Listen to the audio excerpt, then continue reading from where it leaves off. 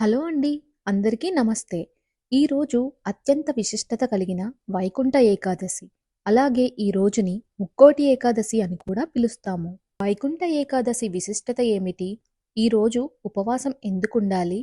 అలాగే వైకుంఠ ఏకాదశి రోజు ఉత్తర ద్వార దర్శనం ప్రత్యేకత ఏమిటి? ఈ వీడియోలో తెలుసుకుందాం. మహావిష్ణువు గరుడ వాహనుడై 3 కోట్ల మంది దేవతలతో కలిసి భూలోకానికి దిగివచ్చి భక్తులకు దర్శనమిస్తారు. కనుక ఈ రోజుని ముక్కోటి ఏకాదశి అని, వైకుంఠ ఏకాదశి అని పిలుస్తాము. వైకుంఠ ఏకాదశి రోజున ప్రతి ఒక్కరూ బ్రహ్మముహూర్తంలో లేచి స్నానాదులు పూర్తి చేసుకోవాలి. భక్తి శ్రద్ధలతో ఆలయాలు దర్శించాలి. ముఖ్యంగా మహావిష్ణువును ఉత్తర ద్వారం ద్వారా దర్శించుకుంటే ఆయన అనుగ్రహంతో పాటు శుభాలు కలుగుతాయి. ఈరోజు విష్ణు సహస్రనామాలు పారాయణ చేయడం వల్ల సమస్త పాపాలు తొలగి భగవంతుడి అనుగ్రహం కలుగుతుంది. ఈరోజు ఉపవాసం ఉండి ఎవరైతే మహావిష్ణువును ఆరాధిస్తారో, ఉత్తర ద్వార దర్శనం చేసుకొని విష్ణు సహస్రనామాలు పారాయణం చేస్తారో వారికి దైవ అనుగ్రహం కలిగి మోక్షానికి మార్గం ఏర్పడుతుంది. ఉపవాసం అంటే కేవలం ఆహారం తీసుకోకుండా ఉండడం కాదు. ఉప ఆవాసం అంటే ఎల్లవేళలా భగవంతుణ్ణి తలుచుకుంటూ భగవంతునికి దగ్గరగా ఉండడమే ఉపవాసం. ప్రతి నెలలో ఏకాదశి 2 సార్లు వస్తుంది. ఏడాదికి 24 లేదా 26 చొప్పున వస్తాయి. ఏటా వచ్చే వీటిలో ముక్కోటి ఏకాదశి జ్ఞానప్రదమైనది, మోక్షప్రదమైనది, అత్యంత పవిత్రమైనది. వైకుంఠ ఏకాదశి రోజున ఉపవాసం ఎందుకు ఉండాలో ఇప్పుడు తెలుసుకుందాము. సత్యయుగంలో ముర అనే రాక్షసుడు ఉండేవాడు. బ్రహ్మదేవుడి ద్వారా వరం పొంది అనేక శక్తులు పొందుతాడు.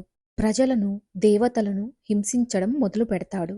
అతడి బాధలు తట్టుకోలేక దేవతలు, ఋషులు కలిసి శ్రీ మహావిష్ణువును ప్రార్థించగా మహావిష్ణువు మురతో యుద్ధం చేస్తాడు. ఈ యుద్ధం 1000 సంవత్సరాలు జరిగింది. ఈ యుద్ధంలో శ్రీ మహావిష్ణువు అలసిపోతాడు. అలసట తీర్చుకునేందుకు విష్ణుమూర్తి గుహలో విశ్రాంతి తీసుకుంటాడు. విష్ణుమూర్తి విశ్రమించిన సమయంలో ఆయన్ను సంహరిద్దామని మురా రాక్షసుడు ప్రయత్నించగా విష్ణుమూర్తి శరీరం నుంచి మహా తేజస్సుతో కూడి ఉన్న యోగమాయ అనే కన్య ఉద్భవించింది. ఆ కన్య రాక్షసుణ్ణి సంహరించింది. ఆ కన్య పక్షములో 11వ రోజు ఉద్భవించింది కనుక ఆ కన్యకు ఏకాదశి అని నామకరణం చేశారు. నామకరణం చేసి మహావిష్ణువు వరమిచ్చాడు. తనకు ఇష్టమైన తిథి ఏకాదశి అని, ఎవరైతే ఈరోజు ఉపవాస దీక్ష చేస్తారో వారు సర్వవిధ పాపాల నుంచి విముక్తి పొందుతారని మహావిష్ణువు అభయమిచ్చాడు. మానవులు ఏకాదశి రోజు ఉపవాసం ఉండి పాప విముక్తులవుతున్నారని పురాణాలు పేర్కొంటున్నాయి.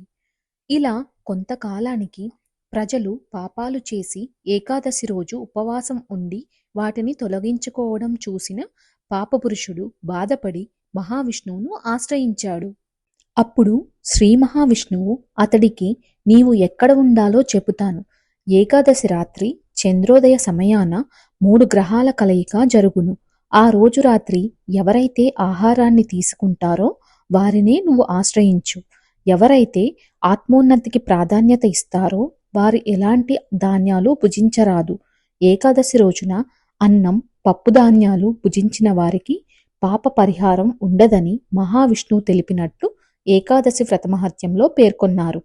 ఏకాదశి రోజున అన్నం, పప్పుధాన్యాలు తీసుకోకుండా పాలు, పండ్లు చంద్రోదయానికి పూర్వమే తీసుకుని హరినామ స్మరణతో గడిపిన వారికి మహావిష్ణువు అనుగ్రహం కలిగి ఏకాదశి పుణ్యఫలం లభిస్తుందని పురాణాలు తెలియజేస్తున్నాయి. ఈ రోజు ఎవరైతే ఉత్తర ద్వార దర్శనం చేసుకుంటారో వారు వైకుంఠం చేరుకుంటారని ప్రతీతి. శ్రీరంగంలోని శ్రీ రంగనాథ స్వామి దేవాలయంలో వైకుంఠ ఏకాదశి ఉత్సవాలు 21 రోజులు జరుగుతాయి. విష్ణువు అవతారమైన రంగనాథ స్వామిని ఈ రోజు వజ్రాలతో చేసిన వస్త్రాలు అలంకరించి 1000 స్తంభాల ప్రాంగణంలోని వైకుంఠ ద్వారం గుండా తీసుకొని వచ్చి అక్కడ భక్తులకు దర్శనమిస్తారు. ఈ ద్వారం గుండా వెళ్లిన భక్తులు వైకుంఠం చేరుకుంటారని భక్తుల నమ్మకం. తిరుపతిలో కూడా దైవ దర్శనం అనంతరం వైకుంఠ ద్వార ప్రవేశానికి అనుమతిస్తారు. ఇంతటి ప్రాముఖ్యత కలిగిన వైకుంఠ ఏకాదశి రోజు ప్రతి ఒక్కరూ దేవాలయాలకు వెళ్లి ఉత్తర ద్వారం గుండా శ్రీహరిని దర్శించుకుని ఆయన కృపకు పాత్రులవ్వాలని ఆశిస్తున్నాను. మీ అందరికీ కూడా వైకుంఠ ఏకాదశి శుభాకాంక్షలు. ఇలాంటి మరిన్ని వీడియోస్ కోసం మా ఛానల్ని తప్పకుండా సబ్స్క్రైబ్ చేసుకోండి. Thank you for watching.